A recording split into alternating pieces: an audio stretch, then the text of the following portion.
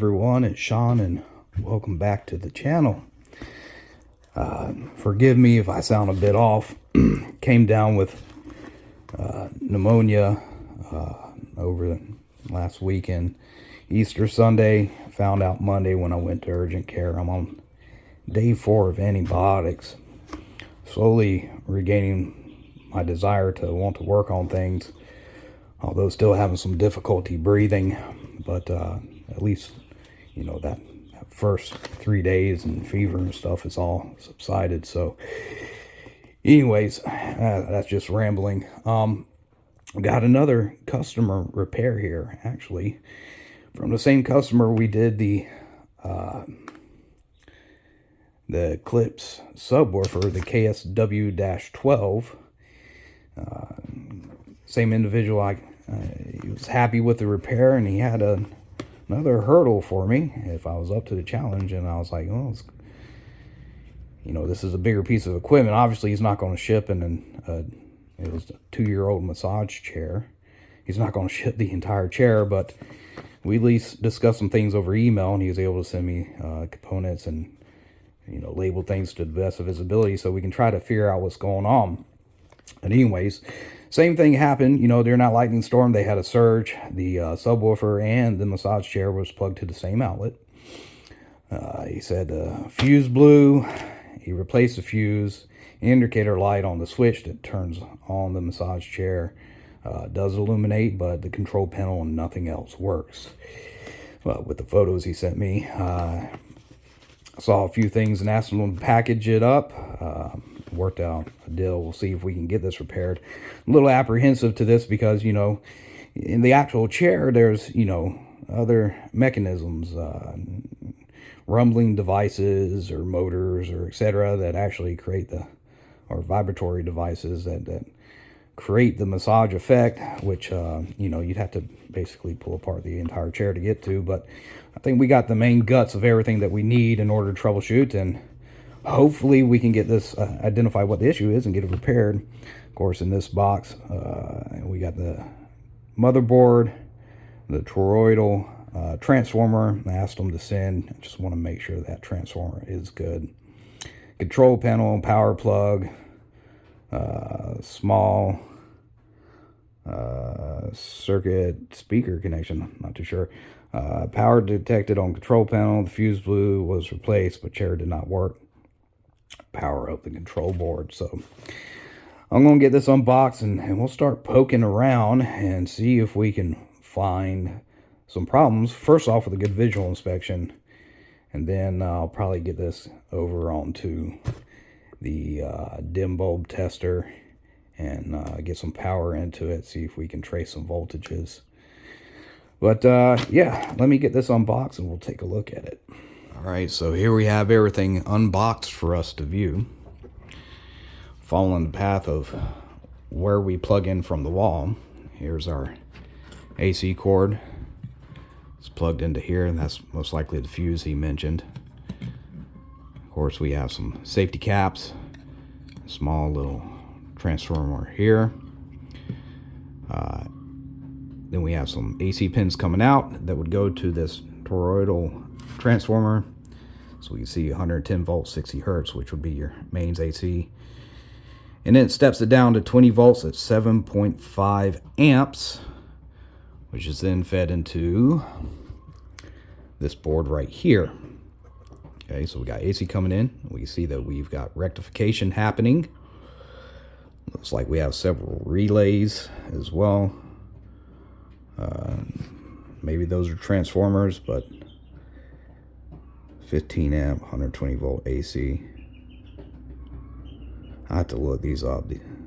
I believe these are relays. Several electrolytics on the board, through-hole electrolytics, few through-hole resistors. And is this a resistor or an inductor? Can't really see the, it says, I think I make out an R down in there. So that's going to be a resistor too. Sometimes these things that look like resistors are different colored. Sometimes they're not resistors, they're actually inductors with like a ceramic coating or whatever, carbon coating around them. Anyways, several brain boards on here, several microprocessors, etc. Looks like voltage regulation, STN442D. I have to look up those. Those probably correspond to each of these outputs here. We have more on that side. Not too sure. So we got a nice set of through-hole and surface-mounted components on this board. It's gonna, amp up the difficulty a little bit, but it just is what it is. We'll work our way through all this. Excuse me. Okay. So this seems to be like the main power board. A lot of regulation. As a matter of fact, we've got a XL. That's probably some kind of bucking regulator, DC to DC converter. I'll have to look it up here in a minute. Bluetooth device. He's labeled everything. That's great. AC, air pump, Bluetooth, speaker. So if we can get this powered up, get the display working, we could probably test that Bluetooth device as well. Hopefully it's still functional. And all these should be surface mounted components. Even those electrolytics, I believe, are surface mounted. Well, that inductor there, or coil, is through hole, but pin headers would be through hole, most definitely. Everything's labeled up, and then we have this cable feeding out to the control panel. Should be able to turn it on once it's repaired or come on. The reason why I asked them to send this as well is I just wanted to verify, as far as the transformer goes, we're not high resistance across its leads. Let me pause this for a second. Across our two red wires, we have 3.1 ohms of resistance. Then across the black leads, we have 0.2 ohms of resistance. So this, at least by resistance or impedance measurement, this is most likely fine. What I'll do is I believe this is the side that's going to go, the lower resistance side, to here in order to step down the voltage. I could be wrong about that. So I'm going to double check without hooking this into this board over here and just powering it up. These weren't labeled, so I'm not sure which ones go to the board. Again, I think these would go over here. I'm going to feed AC through it, slowly power it up, and see if the voltage out the other side is being stepped down. Then I'll be able to make some labels for that. It's no big deal. Very good thing I test and don't assume. Those are actually the red leads that need to go into the board there. Black leads are the ones that go to the board over here. We get 21 volts. I've got my dim bulb tester around 112. I'll turn this off. You can see it's drawing a bit of current, because if I turn this off,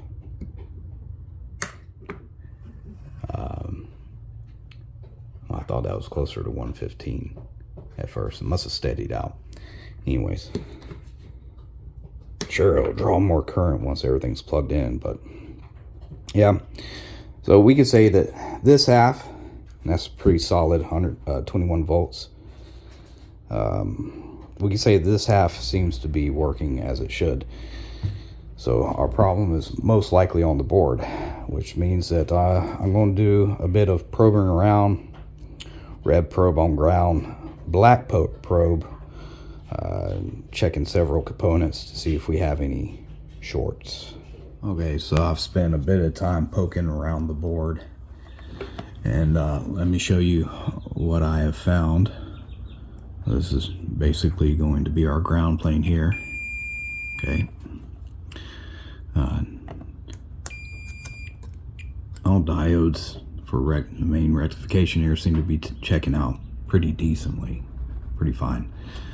These are actually up in this corner, are in-channel MOSFETs. I'll pull up the data sheet on them. Those seem to be testing fine, but when I got to this area of the board, okay, I'll show you something that's a bit different. So that capacitor tests fine. Seem to be doing okay with that diode. Alright, so that should be a ground plane, that should be fine. Let's check out this little cap here. C25. Shorted on that side, shorted on this side. Let's check out diode, what's this, D20. Shorted on both sides. Let's check out this cap, C22. That seems to be okay. So this diode and this capacitor come off of the legs of this 1, 2, 3, 4, 5 5-pin component right here, not including this ground back plane. But let's check out the pins. Okay, we get a voltage drop around, that would be pin 1 because we got the dot. Pin 2 is ground, pin 3 ground, pin 4 ground, pin 5 all ground. Now let's go over to some data sheets and see what we can compare with those pins. Okay, that component stamped on it is XL2596-12E1. It is a 3 amp 150 kilohertz 4 volt buck DC to DC converter. Okay, pulse width modulated step down DC to DC converter. All right, so this is going to provide some voltages that we need on the board that are probably not present. Now we see right here by this picture, it's in the TO263-5L package type. So if we get a replacement, that's the package type that we're going to need. And then here goes our pin out. Now pin 1, we had a voltage drop, that was volt in, okay. Pin 2 should have been an output. Pin 3 is a ground. Pin 4 is feedback, and pin 5 is on and off. And pins 2 through 5 are all direct to ground. So no bueno there. And the question is if I was to remove it, will the short disappear on the board at those that capacitor and that diode? My assumption at this point is yes, they will. We can see the internal components, comparator circuits, latching drivers, our 150 kilohertz oscillator, you know, regulators, etc. Yeah, see, switching to the output, we definitely have a failure somewhere in here. Of course, we get that voltage drop across VN, but the output, those 2 switching transistors built into the circuit, and then ground. We've got something that is not right in there. Let's see, 3.3 volt, 5 volt, 12 volt. Some adjustments. So depending on the feedback that we get in, it regulates the output, which if it's shorted to ground, no regulation, because everything's just going directly to ground. So that's going to be it.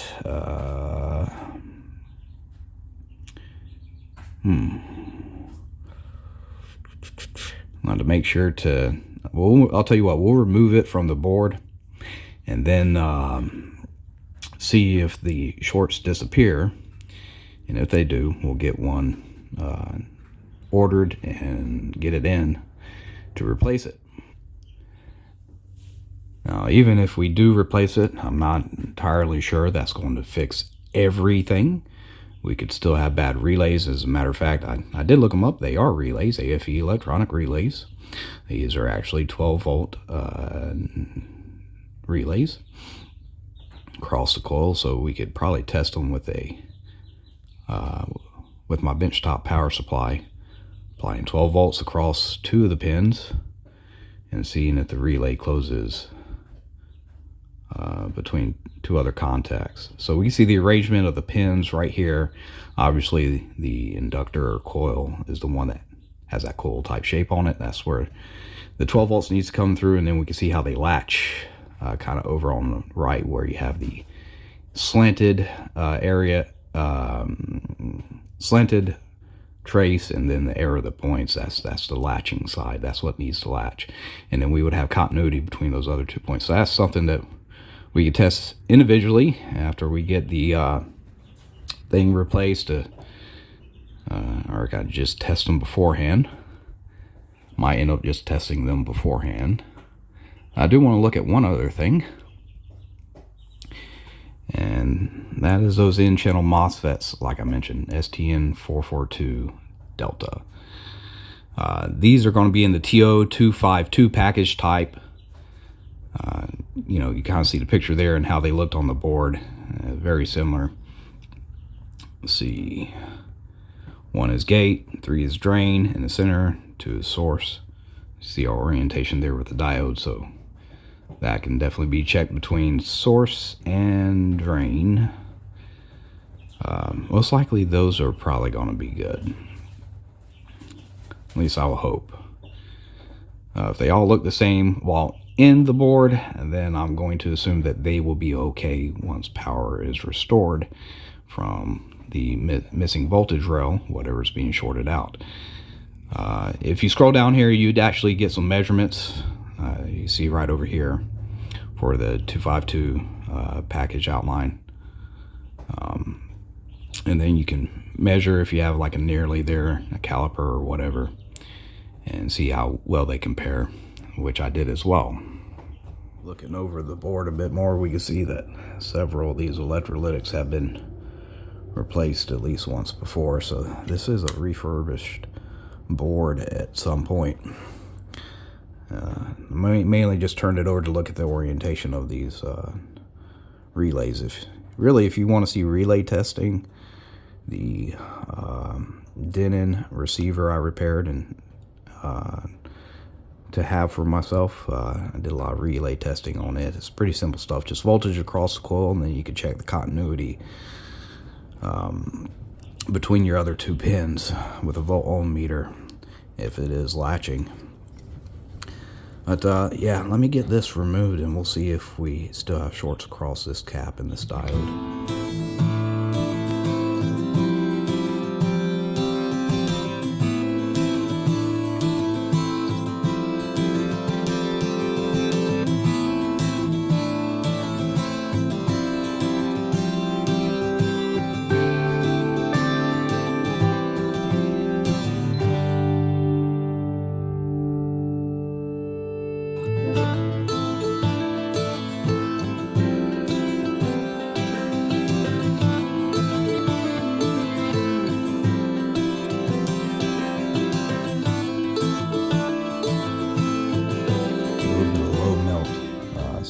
Solder. I think I got this off of Amazon.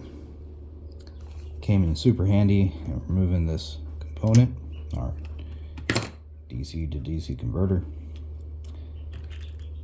So I just didn't take a whole lot. Was able to get some on both sides of this pad and our leads here. And with a little bit of, you know, back and forth, component popped right on off without messing up any of our traces there on the board. So let's use the multimeter.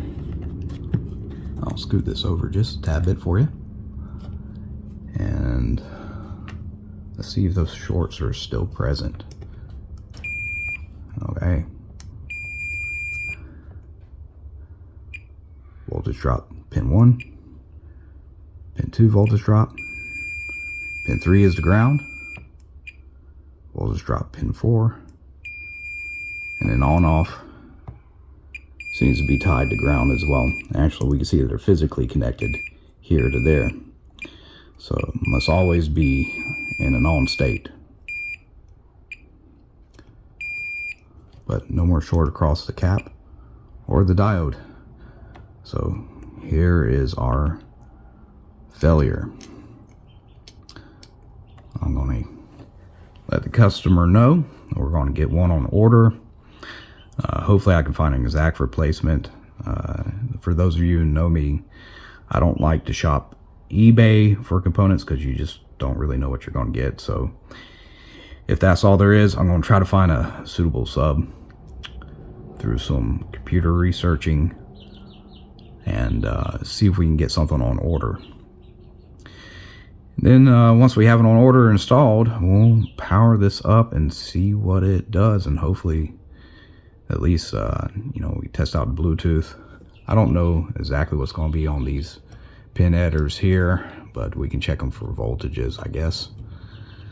But if something's present, I think we'll be good. Hopefully the screen isn't bad in that device. So hopefully everything will just work perfectly. Let me get some research done and determine what can go into here. Needed to do a little bit more probing on this board before we got to finding a sub for this component, because I'll explain why here once we actually look at the two different diagrams I've pulled up on my computer back inside the house. But anyways, take note of this 220 microfarad, what's that, 50 volt cap that's tied positive rail for pin 1. We've got that diode here, D20, that's fed into this inductor that you see right here. This 1000 microfarad 25 volt cap, positive lead is tied to one leg of this inductor as well. Eventually this is fed to this what is this, 78M05. That's a voltage regulator. Actually it's a 5 volt voltage regulator essentially. So that's going to be a good indicator for us as to what type or variant or variation of this DC to DC converter that we need. So here's why all that information is important. The 78M05, you can see right here with the voltage input of somewhere between 7 to 20 volts, we'll get a regulated 4.75 to 5.25 out, so a 5 volt output. Now we know that the version XL295-6-12, that 12 represents this, a 12 volt output. But we can see that our inductor and our capacitors didn't match what we had on the PCB. Well, this is a typical application. It might not always match, okay, what's actually physically on the board. Now, if I move back over this way, here's what I can get from DigiKey. It is a LM2956. Of course, if we go with the -12 version, that would be the 12 volt output. However, the only typical application we can see on here shows one for the 5 volt output. Again, the inductor capacitor doesn't necessarily match up with what we have on our device, although I would think it's safe to assume the diode is the same, because the diode remains the same even here and up on, say, the 5 volt version. Well, so we know we should have around 24 volts in, 12 volts out. So we need to make sure that the 12 volt version of this is 20 volts in and 12 volts out. But before we do that, let's look at the pin description for the 263-5 package type, which is what we have. VN, out, ground, feedback, on, off. See that dash over the on, that means that we are active when low. So we saw on the board that pin 5 is tied to ground, so it is always on. And that's the same for the actual component. Enable pin, drive on, off, pin low to turn on the device. So it's always low, always should be on. Pin to pin configuration is good. Now, for the 12 volt variant of what we can get on DigiKey, we can see at the at our voltage in greater than or equal to 15 or less than or equal to 40. So 24 volt input should give us a 12 volt output. So that meets exactly what we're looking for as well. Now, really the only real difference between the two are in the block diagrams themselves here. So here goes the LM2596, here goes the XL2596, and mainly you see here between our startup regulator and this comparator here, we have a 3.3 volt regulator and a 1.23 volt regulator. I think that just depends on what you're regulating the let's see, on off, VN, feedback. Our feedback circuit comes into here. So that's the startup regulator. This is a voltage divider. We see 12 volt comparison between 1.8K. That should set up our output in this comparator and oscillator. This one makes use of a 2.5 volt voltage regulator, but the 1.235 volt reference is still the same. So I think we're going to be good here.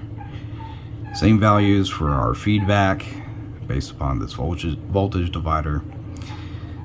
We do have an extra transistor in here, it appears. 3 on this one, 2 on this one after the driver, for switching on our output. So I believe this is going to be a good sub component, just to make sure that we get the correct package type, which I did measure with my nearly there, or caliper, whatever you want to call it.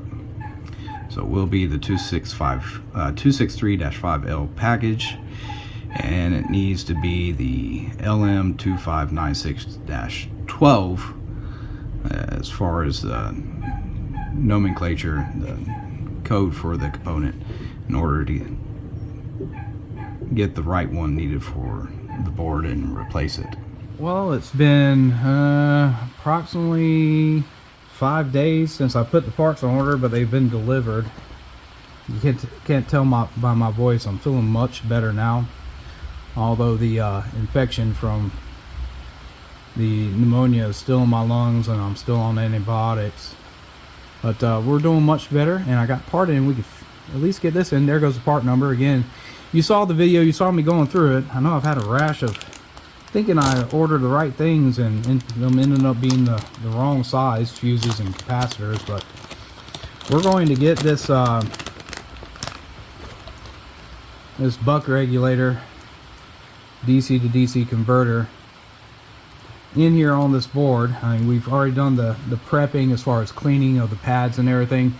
I just need to get some lead tin alloy solder down, then we'll use the hot air station to get this soldered onto the board. But here goes our replacements, and I ordered a few spares just in case, you know, after we get this in. We're going to power it up and test it. Hopefully everything performs the way it should, and we don't blow anything and nothing else goes bad in this device. But this should hopefully get us to the point where we can actually test things, and from what I can see so far, this appeared to be our only issue. So let me get this let's get this soldered in, and we'll see where we can go from there.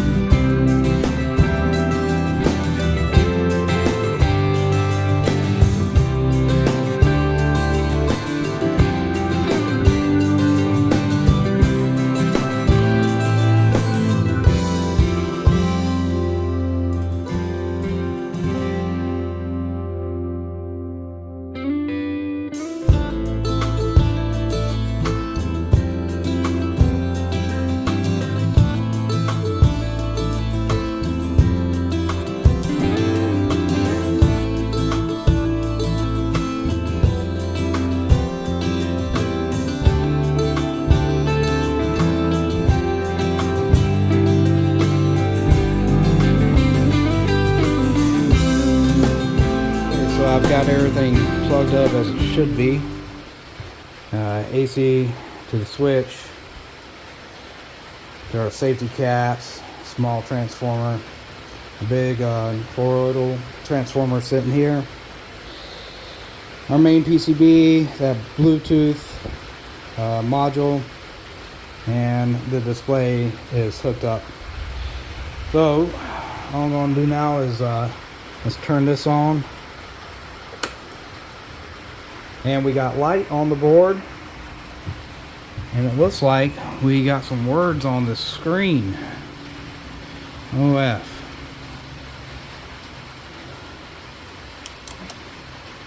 Got E1. So this looks like it's powering up now. I think what I'm going to do is I'm going to monitor this board with a thermal imager, see if there's anything that's popping up. I kind of want to probe these pins right here to see if there's a DC voltage, what drives the motors and stuff. Maybe look at those, and possibly also see if this Bluetooth module is working. So I'm going to probe around for a bit. If there's anything super exciting, I'll show it to you for, you know, record anyways, in case anybody else has this device, and you can just kind of go through and see what the outputs are most likely going to be based upon what I'm probing and inspecting here. Okay, I want to show you some things that I was able to figure out. Let me turn it on. We'll go to DC voltage, and I can put this on this ground here, and you'll see that we have about 27 volts DC, 2728 at the left pin on each one of these. And we got some kind of pulsing voltage. It seems to occur. Well, not that one, but here, which led me to hook my oscilloscope up to this. Give me 1 second. Okay, I have the oscilloscope hooked up to that far left one. What would also give us, I'll stick this in there. There we go, kind of vicarious. 27 volts. Oh no, let me put it back over on DC. Right here. Okay, you see that? And you can see what's happening there on the oscilloscope. So we kind of have like a pulse signal. And my assumption is that's causing the on-off or the vibration to that specific motor with the DC voltage applied on the other side. So that's some kind of trigger causing the motor to vibrate or whatever that's connected to. And you would potentially see this on all of them, on that left pin across every single one of these.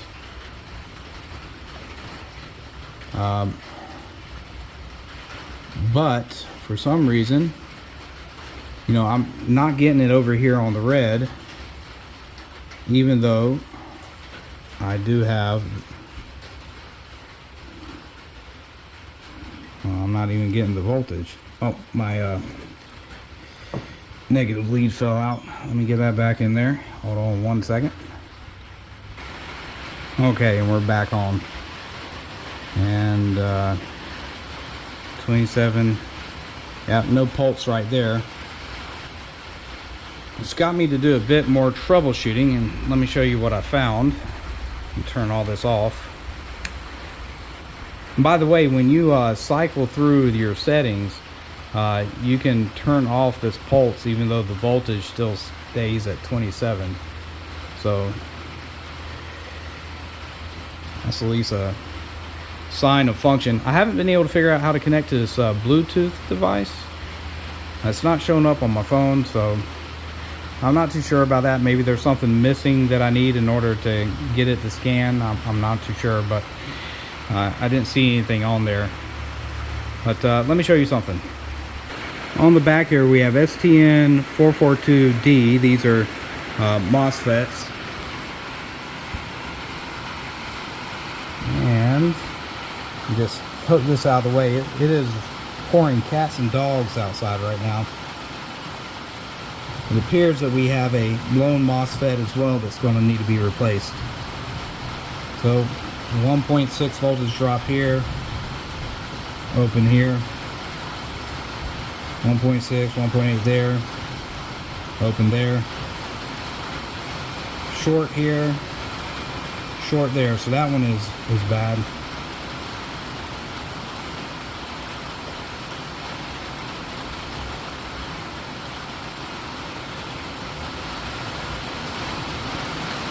Now that one's good. So I'm going to need to get one of these on order too. Alright, and with that in-channel MOSFET removed, let's check it. Yeah, 0.9 ohms. We're definitely short between the drain and the source.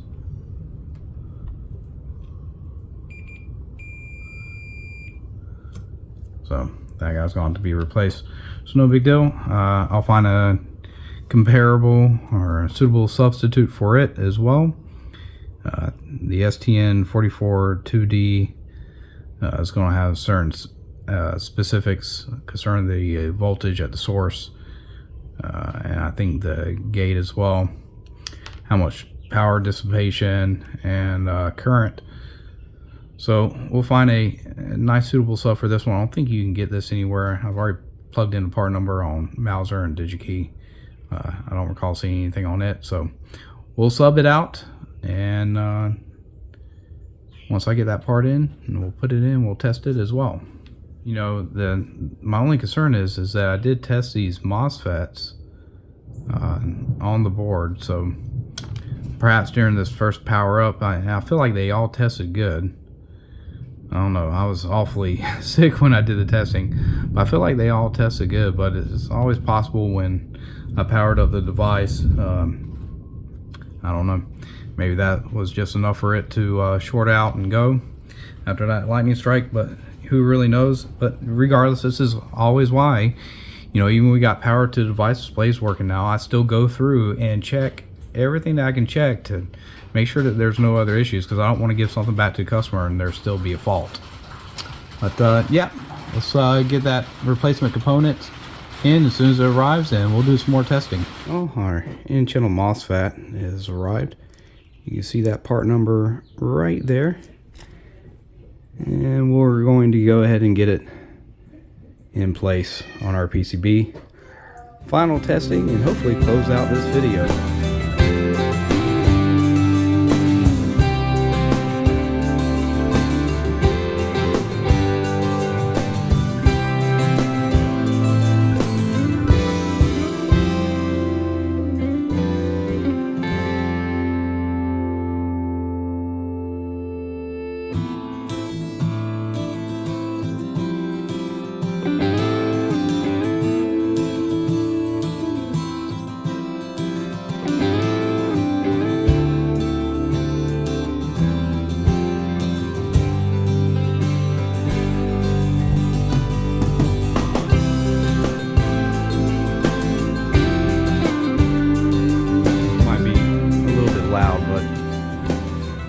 Got it in, and checking between the gate and the source pin, we can see that we've got our trigger back and everything, and our 27 volts should be there,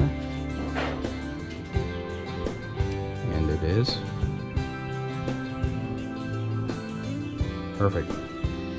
Hold on one second, I'll show you. We replaced this buck regulator. Let me see if I can get this into shot a little bit better. Okay, let's check this buck regulator. We should see the input here, and we do. That's at 26 volts. I believe this was our output, which is 12. And we got our 12, which means that we should have 5 volts at this voltage regulator here. Let me go to the pin. Oh, that's the 12 volts in. 5 volts out. See it right there. So we're good. We've gotten all these back, which is very good. And I've learned something. So all these are controlled by this right here. You can see it comes in and out depending on how it's changed. And then these pins over here are actually, it won't gate fast enough, but I can show you what they do. Hold on one second. Okay, I'm gonna try to film this all together. This pin right here, this is, now my multimeter is not going to gate fast enough, but that's the leg up pin. Watch. You can see that there's activity there at minimum. And this one should be leg down. And it is. I think one of these is back up and back down. Let's try this pin right here.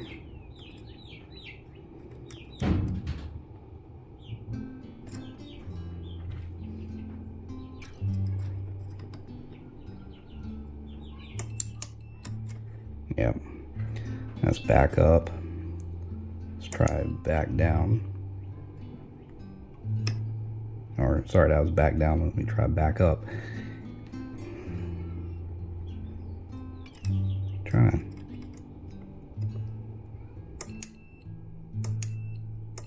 Or maybe it was this one. There we go. Yeah. Doesn't gate fast enough to really catch anything. Sorry that shine was in the way, but we know those work. Now, as far as this Bluetooth module goes, there's two connectors not hooking to it, and I happened to email the owner, and he said he's not too sure if it's actually Bluetooth or not. He thinks it is. He said his kids' tablets, the audio would come out of it. So I imagine that's the Bluetooth antenna, but one of these probably goes to like a pair button or something. All right, and the other one, speaker out. So he said he's not too worried about it. But now that we have all these things back, I think it's a good time to button this back up and get it to the owner. We've got it fully working, and at least from everything that I can tell, and I think he's going to be happy with this. So I know I don't have a finished product to show you, but you can see it's functioning. We went through our voltages. We've checked that MOSFET there, and the other ones are working as well. So if you enjoyed this video, please let me know by giving this video a thumbs up. If you're new to this channel, please consider subscribing if you haven't already. But I appreciate you taking your time to watch. Take care, and goodbye.